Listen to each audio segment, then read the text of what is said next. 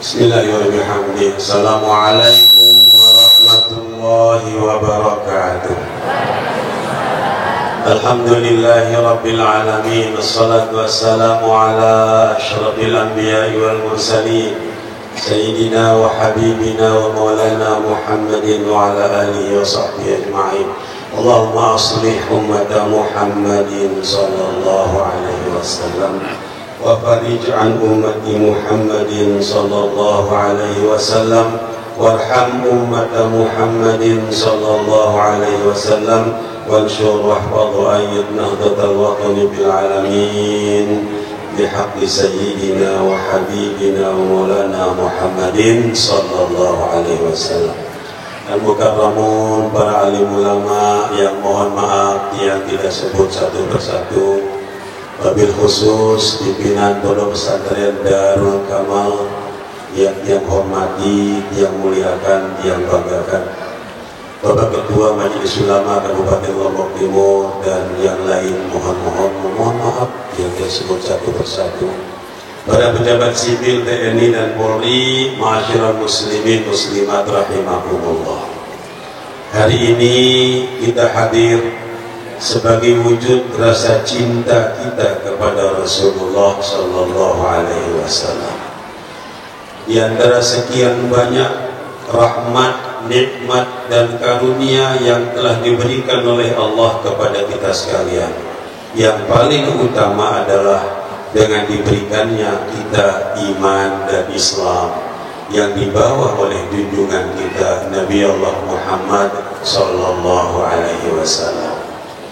Oleh karena itu yang tidak banyak yang dapat yang utarakan pada kesempatan ini, hanya ingin berpesan saja. Dalam ayat suci Al-Quran kita temukan a'udzubillahi minasyaitonirrajim, Muhammadur Rasulullah والذين معه أشداء على الكفار رحماء بينهم تراهم ركعا سجدا يبتغون فضلا من الله ورضوانا سيماهم في وجوههم من أثر السجود. Semua kita, terutama sekali warga Nahdlatul Wathon, saya pikir semua kita hafal, karena ini dulu yang sebaya dengan saya. Bacaan yang mulia ini dijazahkan oleh Al-Baqurlah Tuan Guru Ki Haji Muhammad Zainuddin kepada kita semua warga Nahdlatul Wathon, agar kita lafazkan, kita baca selesai kita sholat.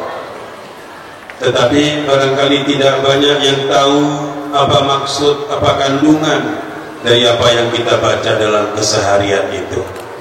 Oleh karena itu izinkan saya pada kesempatan ini mengingatkan kembali kepada kita, kepada diri tiang sendiri, bahwa ciri umat Nabi Muhammad sallallahu alaihi wasallam itu minimal ada 5. Yang pertama adalah asyidda'u 'alal kufar, bersikap tegas, bersikap keras terhadap ajaran-ajaran orang kafir sekaligus orang kafir sendiri. Betapa banyak masalah-masalah yang kita lakukan dalam keseharian kita sekarang ini, seperti apa yang diutarakan dalam firman Allah tadi. Ada orang yang melaksanakan upacara yang menjurus kepada animisme, dinamisme, yang sudah meragukan kekuasaan Allah.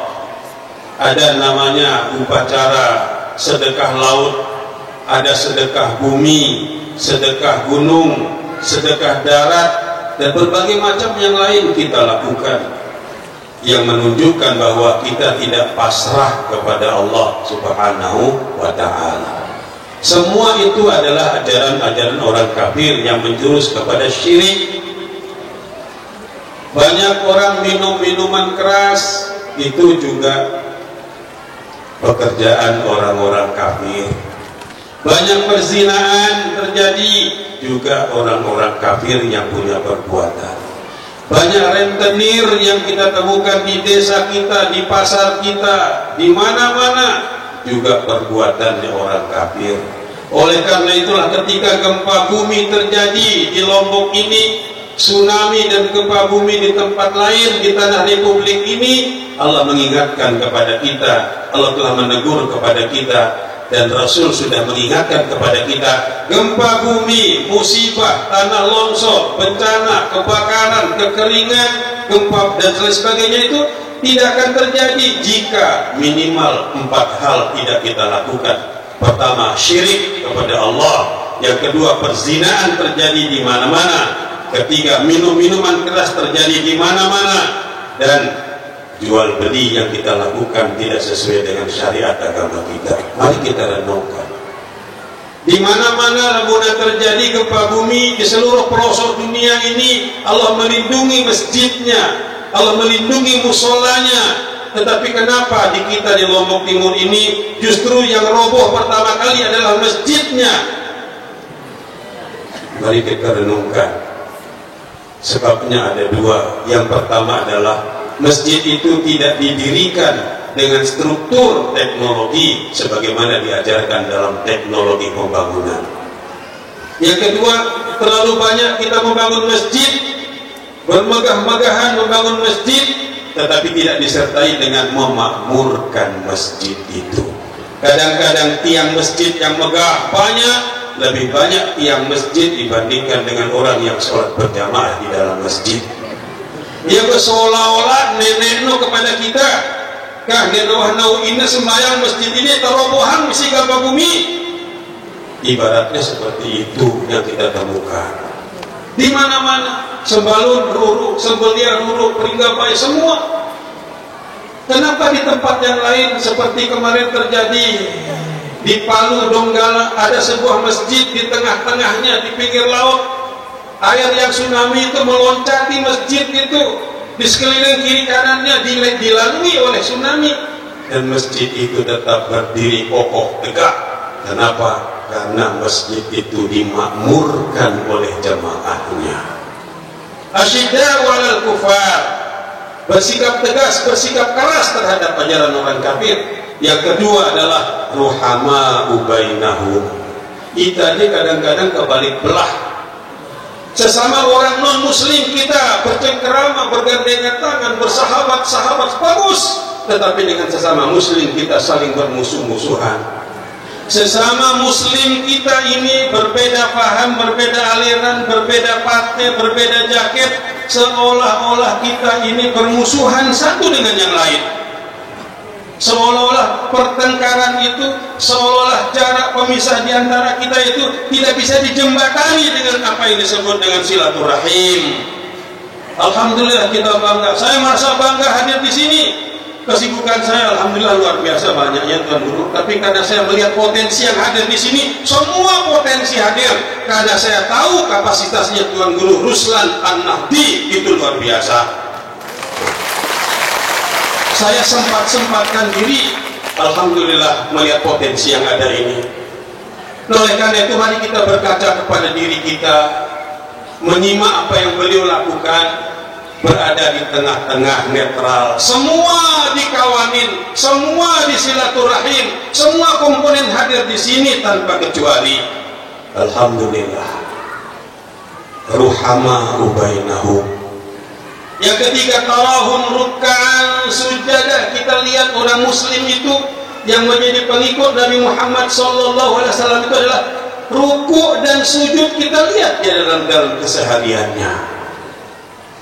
Saya tidak akan membahas itu karena porsinya pada Tuan Guru. Yabtahuna fadlan minallah wa ridwana. Si keempat, orang muslim itu cirinya adalah dia mencari rezeki. Rezeki yang dia peroleh itu adalah dengan keridhaan Allah. Betapa banyak anak pejabat kaya raya, pejabatnya berpangkat tinggi dia, tetapi anaknya narkoba, salah asuh, salah jalan. Betapa banyak orang miskin di desa-desa, guru honorer dia, honornya ada segede, harus ada 50.000, 5 juta. Ada petani yang tekun bertani dengan cara yang halal dan thayyibah. Ada pedagang yang tidak memberatkan timbangan, yang tidak mengurangi takaran. sesuai dengan apa yang telah diajarkan oleh Rasul dia lakukan. Meskipun dia miskin, tapi ternyata anaknya mendapatkan beasiswa, pinter-pinter, otaknya jernih, hatinya bagus, akhlaknya mulia. Itu kenapa? Karena apa yang masuk ke dalam diri anak kita itu rezeki yang halalan thayyibah, halal dan baik. Mungkin banyak pejabat tinggi, mungkin banyak orang-orang berpangkat, orang kaya raya. Mungkin ada di antara harta yang diberikan dalam menghidupi anak jarinya itu sesuatu yang yang terambil dari yang tidak halalan thayyibah. Jadilah anaknya seperti itu, keturunannya seperti itu, tidak membanggakan. Simahum fi wujuhihim min atharis sujud, nampak dari sikap, perilaku, pola hidup, akhlak dan sebagainya itu dia adalah orang yang sujud kepada Allah Subhanahu wa ta'ala. Itu ciri yang kelima. Salat kita lakukan hablum minallah, kita akhiri dengan salam hablum minannas, paripurnalah dia. Oleh karena itu, ma'asyiral muslimin muslimat rahimakumullah, jika kita berpegang kepada 5 hal ini, insya Allah hidup kita ini akan menjadi hidup yang harmonis, hidup yang tenteram, hidup yang bermakna antar sesama kita. Dengan demikian maka mudah-mudahan ke depan setelah peringatan ini kita akan menjadi orang yang senantiasa mengikuti petunjuk Allah dan Rasulullah Sallallahu Alaihi Wasallam. Terima kasih, jazakumullah khairul jaza. Mudah-mudahan yang sampaikan ini dapat menggugah hati kita semua, terutama sekali diri tiang, untuk kembali mengikuti sunnah Rasulullah Sallallahu Alaihi Wasallam. Hadanallahu iyyakum ajma'in. Wallahul muwaffiq wal hadi ila sabilir rasyad wa ila aqwamit thariq. Wabillahi taufiq wal hidayah. Assalamualaikum warahmatullahi wabarakatuh.